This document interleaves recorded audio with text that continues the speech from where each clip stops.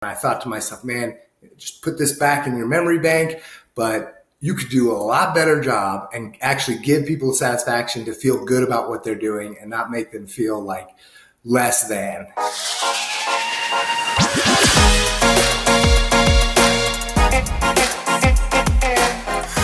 Hello and welcome to episode 252 of the Smart Agents Podcast. As always, my name is Michael Walter and I'll be your host.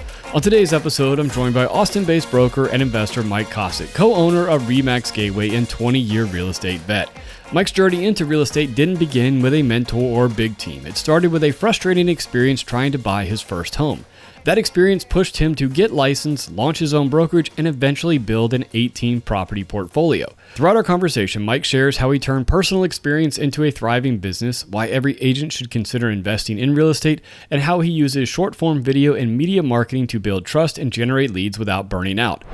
But before we get on with today's featured interview, if you or someone else on your team has an incredible story of real estate success or tips to share with our community, send us a message to feedback@smartagents.com. We're always on the lookout for new guests to inspire our listeners. And lastly, if you enjoy this conversation and want to hear more, be sure to subscribe to the Smart Agents Podcast. We stream on all major podcasting platforms such as Apple Podcasts, Spotify, Amazon Music, and YouTube.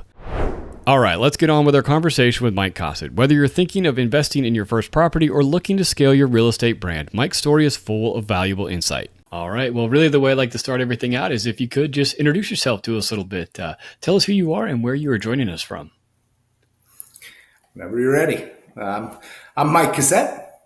I'm a 20-year real estate agent, broker, and investor. I've got 18 doors and had 4 kids in a 4-year time frame. So ever evolving and having fun with it. Yeah, absolutely. So tell me about, how did you get your initial interest in real estate? Did it come from investing in your own properties first before you got your license and became, got into the industry, or did it the other way around?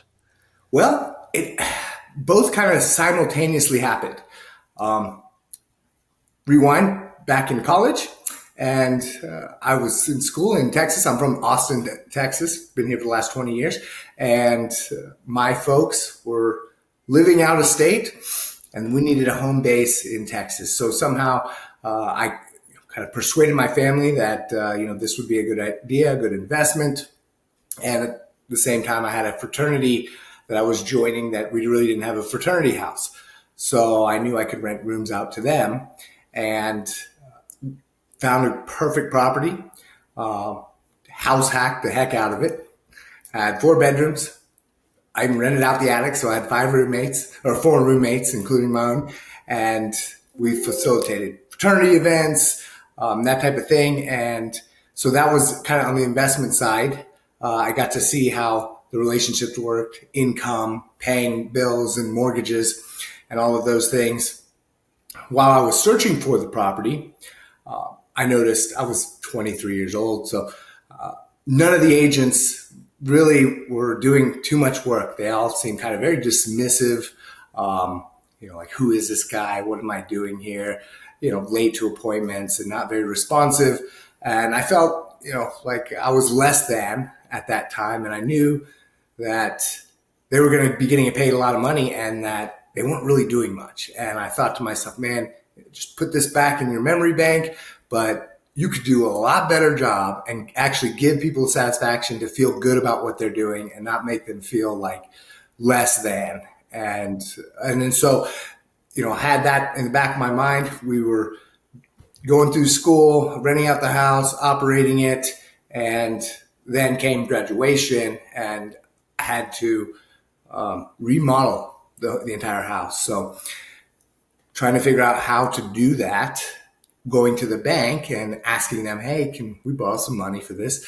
And they were like, absolutely. This was 2002 to 2005 or 2003 to 2005. So before the crash, market was really hot. Property values were going up, and the bank was just more than happy. Like, yes, how much? How much money do you want? Absolutely, we'll give you money.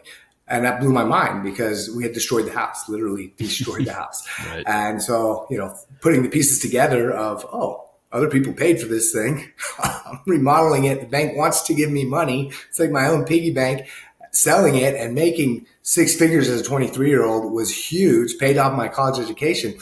And then at that point, my parents sold their company and came down to Texas and wanted to start their own thing.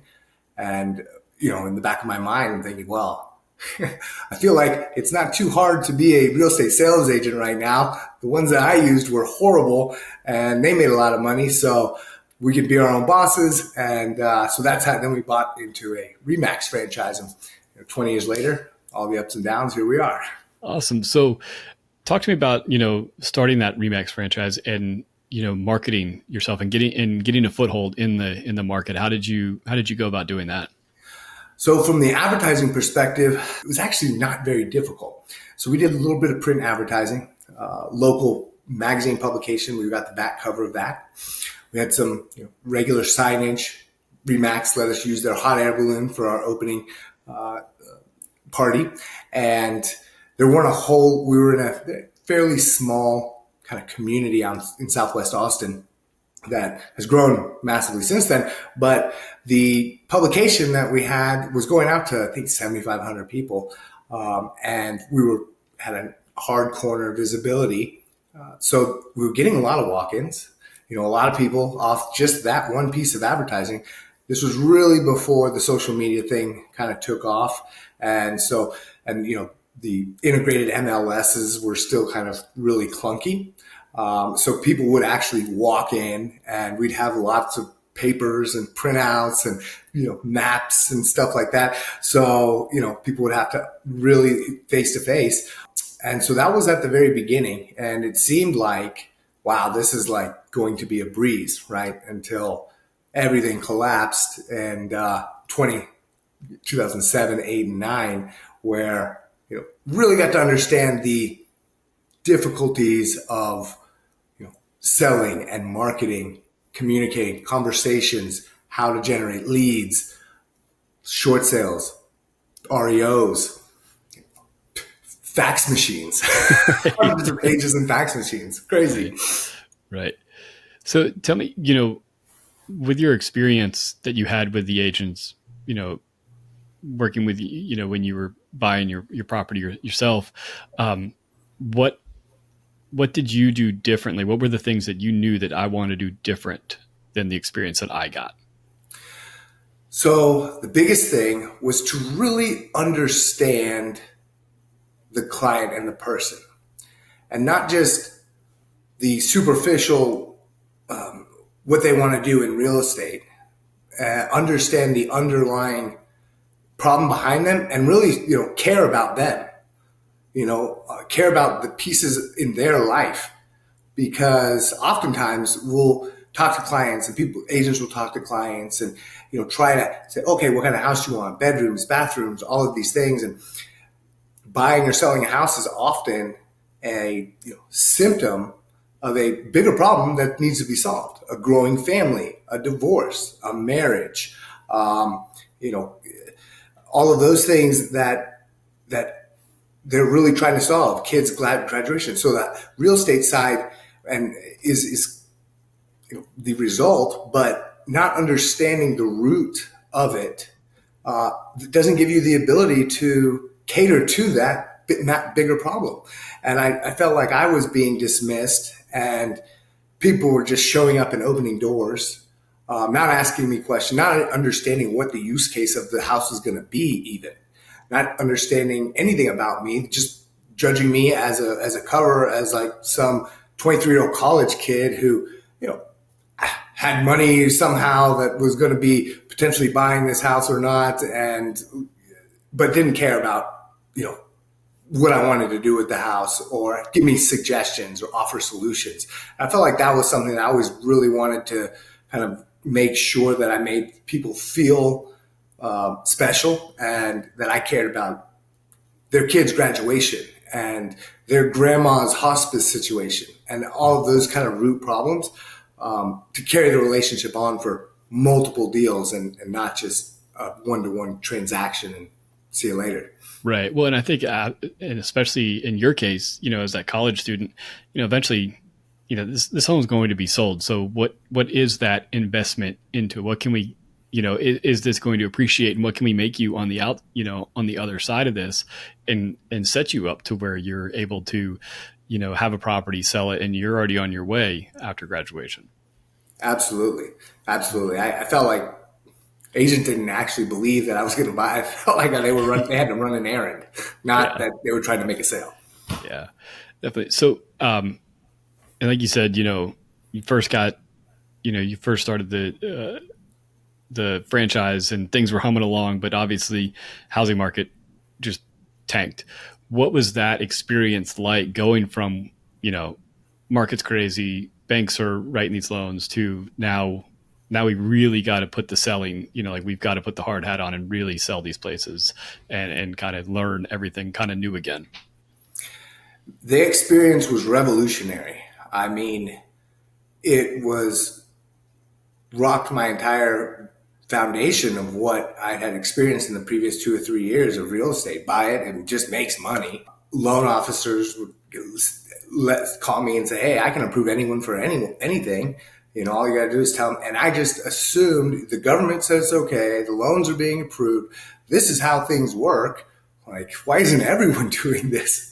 And when everything collapsed, then it made me question a lot of the foundational base points that I built. A lot of my understanding on the real estate markets and how they really worked, kind of crumbled. So really learning from the ground up of, okay, why do rates do what they do? What is the factors behind those? What is the government's involvement in these regulatory situations? Why could we do this yesterday, but we can't do this today?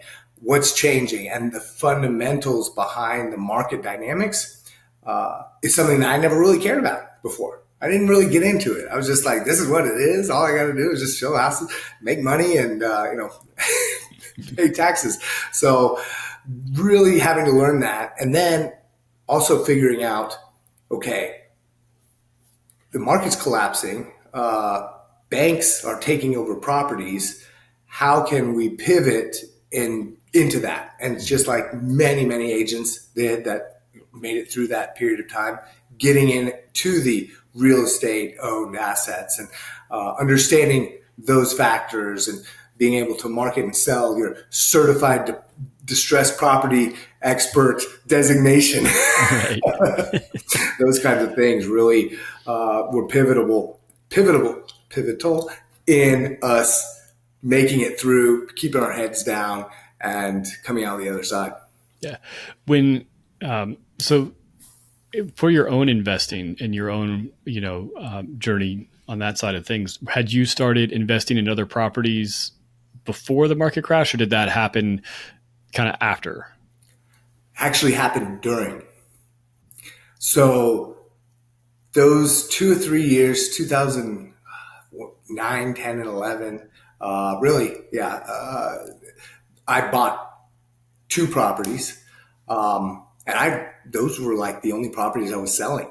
Like there was 1 year that I think I only sold 2 properties, and one of them was to myself. Looking back, those investments far outseeded any sales volume that I could have done.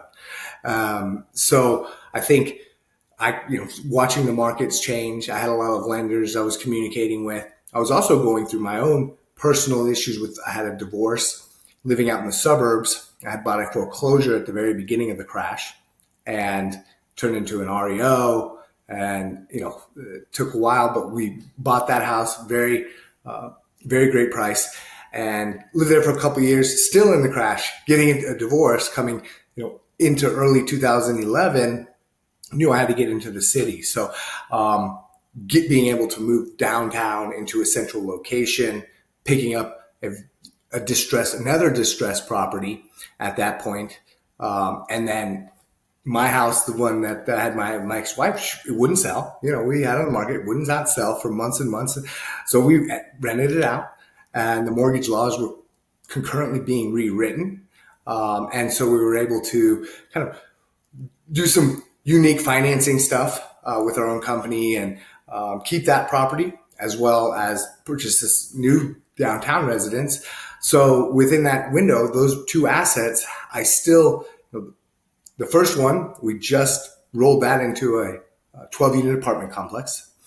And that is, something that we paid $7,000 for in a down payment. and now it's 12 units, apartment complex in Central Texas. So that's just time sitting and renting it out. And then the one that we have downtown, turn it into a duplex, hit the Airbnb thing in 2013, use that to kind of finance construction, built another side, turned it into the duplex. And then those things have just been generating cash. We had to leave there when we had two more kids. And so now we've got, the apartment complex and the double Airbnbs, and we've got some other stuff in Florida. Once COVID hit in 2020, rates were low and activity, as any agent knows, was very high. Income was coming in. So we took a lot of that money. PPP was paying out. So we took a lot of that, everything, and invested into real estate. So we picked up a lot of properties during that 2020 to 2022 timeframe. And so that was, kind of the next level of investing that we wanted to get into after, kind of the single family and Airbnb stuff. Right. How important and how, do you talk to, agents that, you work with and maybe work for you about the importance of investing in real estate yourself so that you do have that other stream of income to come in the event that there's another market downturn or, hiccup, that people are really struggling to, bring in those sales? I think it's massively important. I think from an investing standpoint, each investor kind of usually teach and coach investors on finding their own unique market edge based on their situation, their funds, their ability to travel or not travel, all of these little factors, and then the moving market pieces and putting a plan together. For agents, I think one of the biggest market advantages is having access to properties early, being able to do the research and find the deals, having the commission, side of things on the financial aspect, and being able to pair that with their production. Yeah. And so that market advantage of being an agent, already doing it in the day-to-day of it, not investing would be a disservice to yourself, right? You've got these unique factors that agents have, and then being able to learn and speak on the investing side to the higher level investors, to coaching the clients that you bought and sold stuff to that now have a little extra cash into buying the duplex or the small, multifamily. So I think it synergizes and compounds on each other, the investing side and the agent side, being able to understand the full picture. And then at the end of the day, and after you've been in real estate for, a decade, sometimes even sooner, you start to realize that, is this, grind really something that you want to do until you die? Is this something that I want to be, responding to people on the weekends and driving and opening up doors and, having conversations when I'm 70, 60, 70, 80 years old? Not really. So what's the vehicle that's going to get me out of there? Right? Is it stocks? Is it crypto? Is it, any other investment vehicle? But real estate is the one that, makes the most sense. So being able to have that as kind of, because we don't get a 401k. No one pays us a 401k. We don't get a retirement pay, a matching plan. There's nothing like that. Right. We hunt, we wake up, we got to hunt and kill what we eat. Right. And then everyone wants money from us. No one's providing us insurance. And so we have to create our own retirement plan. And that, in large part, I believe if you're an agent, should be in real estate, right? Yeah. You invest in what you know. Yeah. Yeah. I really like, what you said there about the compounding effect on all those different, things, whether, the investing yourself, but then having that knowledge to start working with investors. Cause I was actually just, it's the episode that's coming out on Monday. The gentleman I was talking to, he made the point of, your average buyer and seller, is going to move homes maybe once every 7 years, but that investor is constantly, purchasing new homes, flipping new homes. And so just having that stream of income, if you can get yourself ingrained with a couple of local investors, that's really going to help scale up your business. Absolutely. I think that's key. And, finding those good investors, all the easiest way I found is to turn your clients into those investors because, I'm a agent on Bigger Pockets and, participate in a lot of investor communities and stuff like that. And there's a lot of new investors that like to eat up your time. And so while yes, on the one side, if you pick up a good investor that's going to transact 2 or 3 times a year, or heck, even twice a year for 5 years, right? That's 10 deals. It's far more than a normal buyer and seller would. But to get to that person, you got to go through 500 flippers and wholesalers Right. and people who have $5,000 and decide they want to do a subject to commercial property complex, or build their own warehouse with $50,000 because they heard it on TikTok or somewhere else, and you have to have these arduous conversations to understand that, okay, that's not how it works, and collect hundreds of investors to have a couple pop to be that one that buys and sells over and over again. So I think a lot of agents think, yeah, let's just work with investors, they're going to buy and sell all the time. When in fact, yeah, that might be the case, but you have to go through so many to find the ones. And then you have to be intelligent enough to speak their language in a way that they believe and can help them more than they already do, right? So if they're existing investors, they have the intelligence of where the returns in not only their real estate market, but the stock market, their money markets, all these things, and want to talk their IRRs, and they want their returns based on certain projections, and they understand that. So if you can't even have that conversation with them, then you're blown out of the water from the beginning.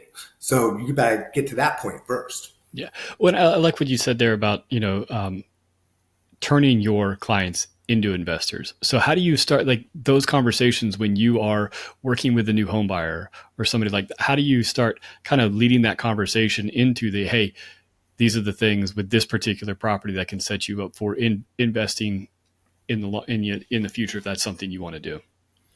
Yeah, so I think it's very, very light seed planting, right?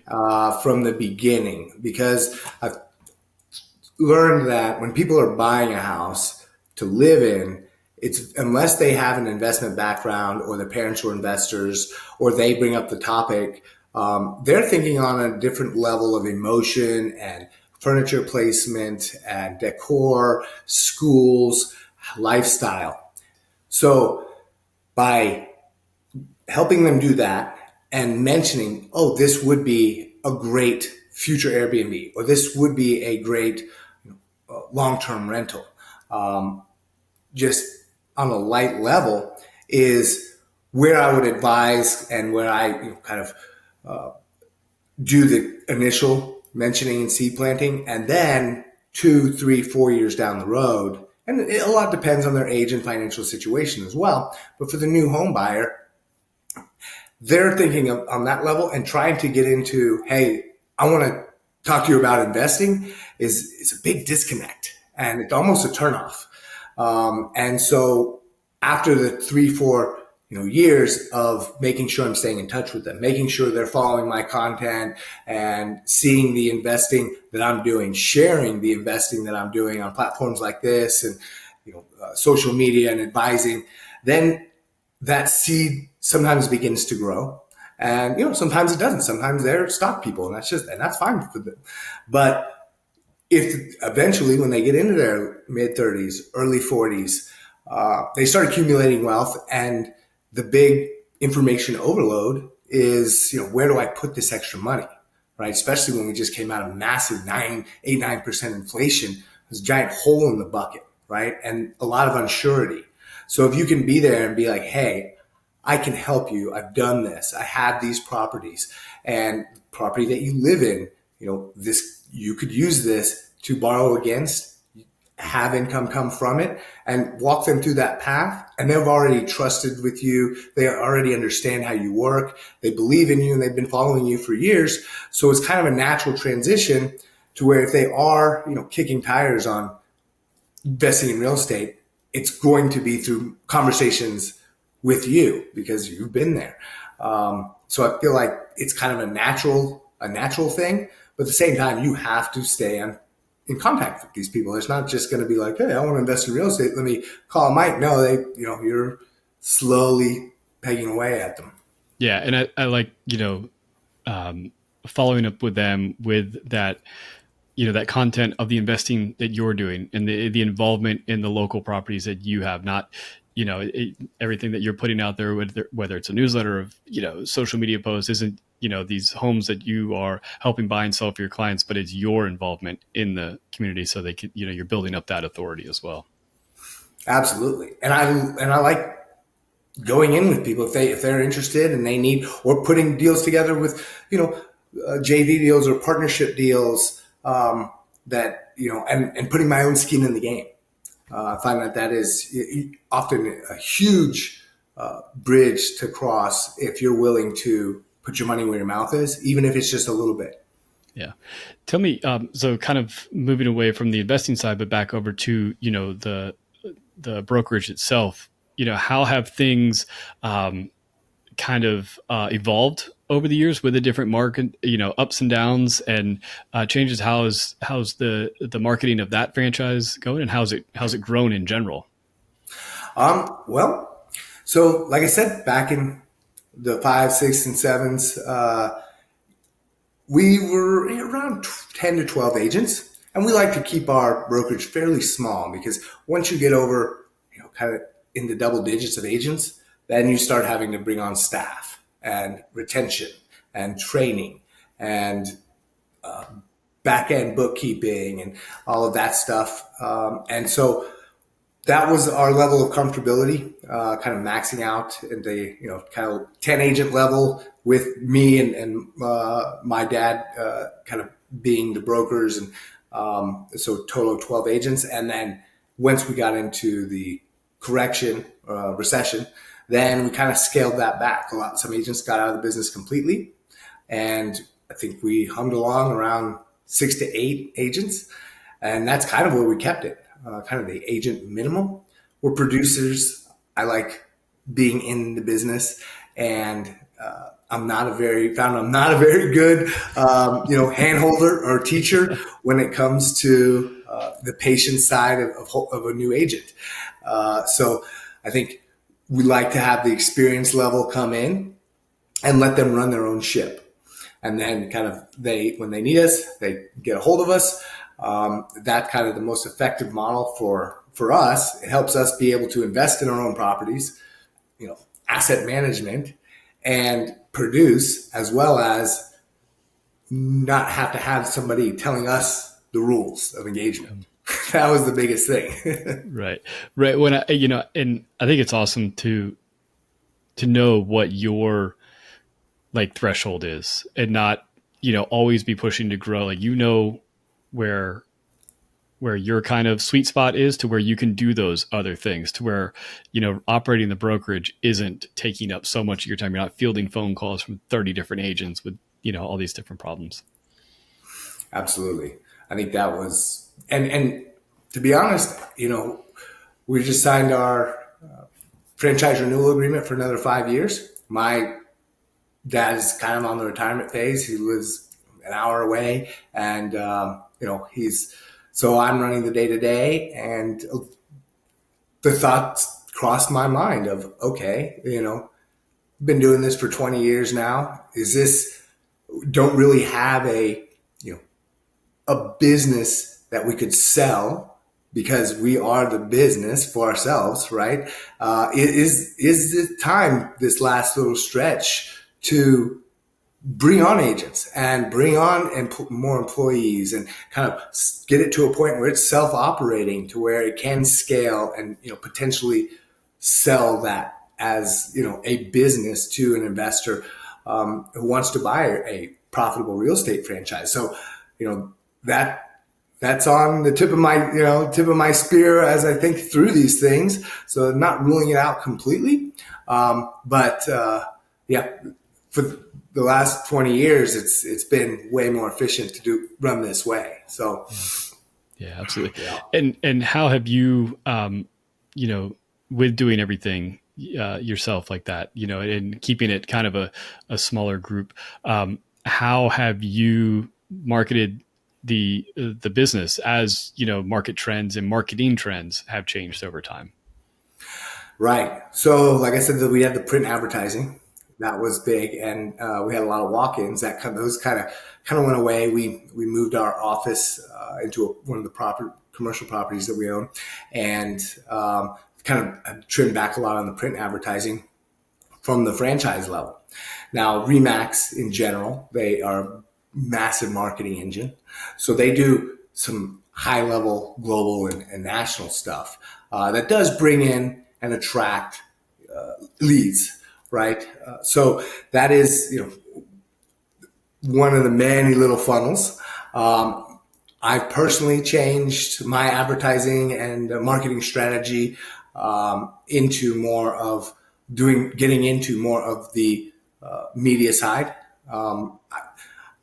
As I mentioned, I had 4 kids in 4 years, and going from, being able to work a 12-hour day to my days end at 3:00 sharp, Right. because I got kids coming home and Right. they can't take care of themselves yet. Really helped me try to understand, okay, like something's going to have to change. And the way to speak one to many and build a relationship to hundreds of people with one message is through the window of time and opportunity that we have with free podcasting and free social media and organic reach, and the TikTokification of videos that has happened.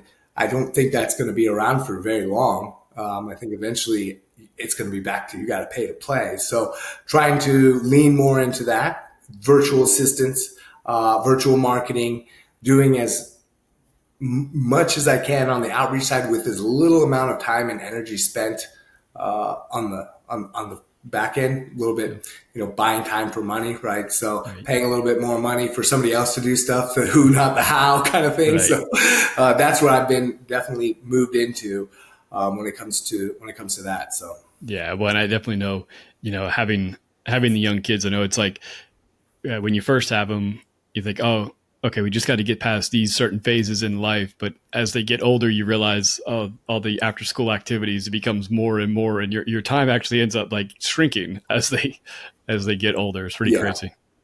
It's crazy. Yeah. Yeah. And we had unexpected twins, about almost 2 years ago now. Oh, wow. Yeah. So that was the big kicker that went going from 2 to 4 like that. Oh man. But, and tell me, with the focus on media marketing and the organic marketing, talk to me about the mindset of, what is success in doing that? Because I know a lot of people, they start doing that and they're like, oh, that video didn't result in a sale. But that is like, you can't do that. It's having that idea of, even if I have 100 views, that's 100 different people that I've reached with this 1 minute video.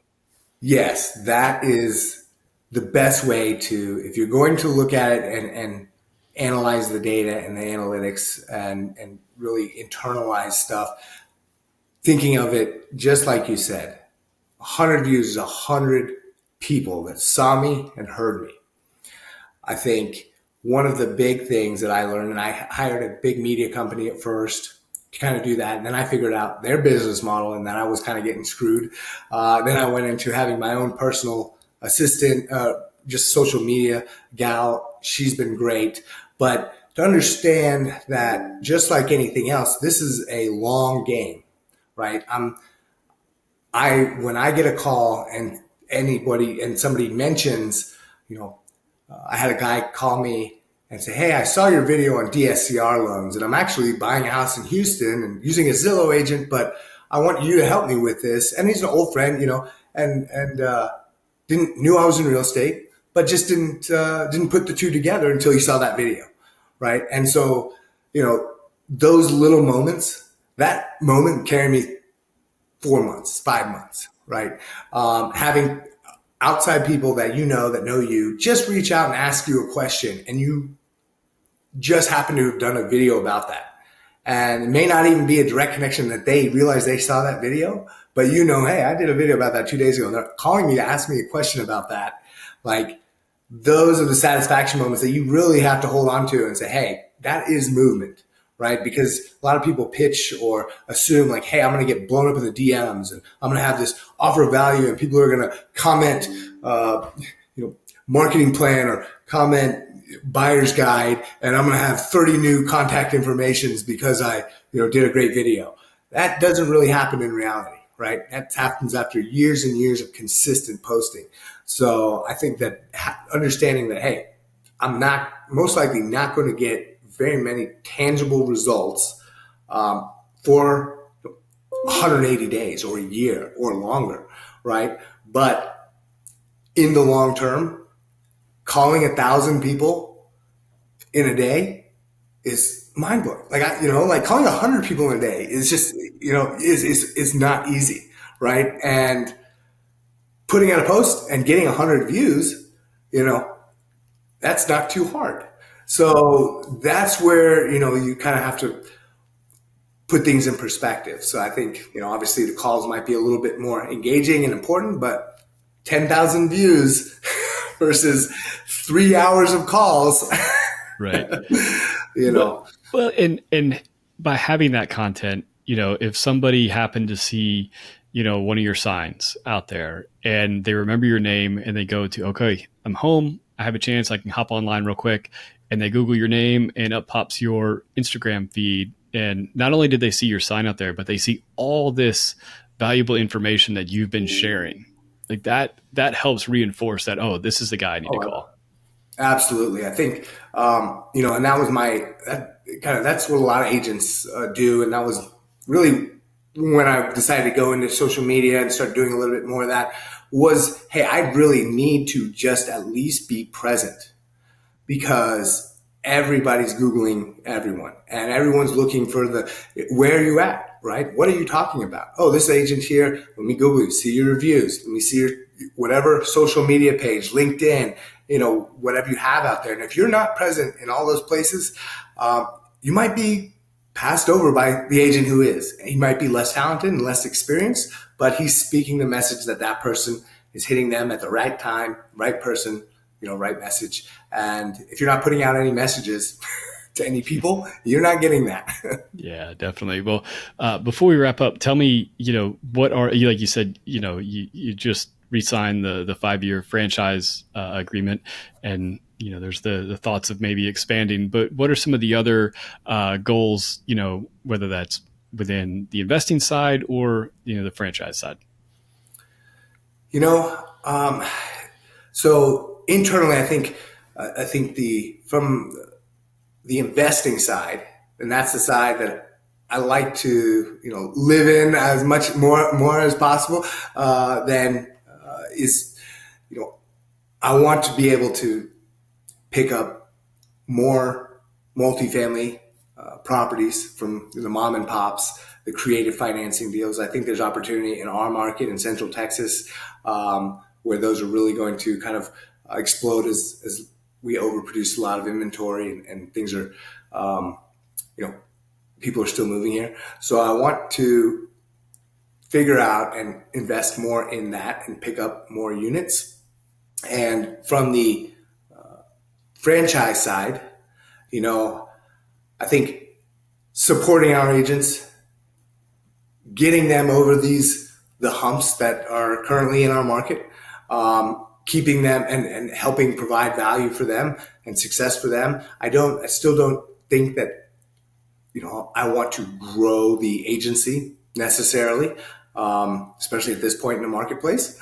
But I think maintaining our goodwill and assurances with the community, letting them know that, hey, a lot of agencies have closed, a lot of doors have shut, but we've been here from the beginning. We're still here. We're still standing strong and kind of pick up market share from that point of view on, some of the fly-by-night brokerages and agents that, unfortunately haven't had as much success.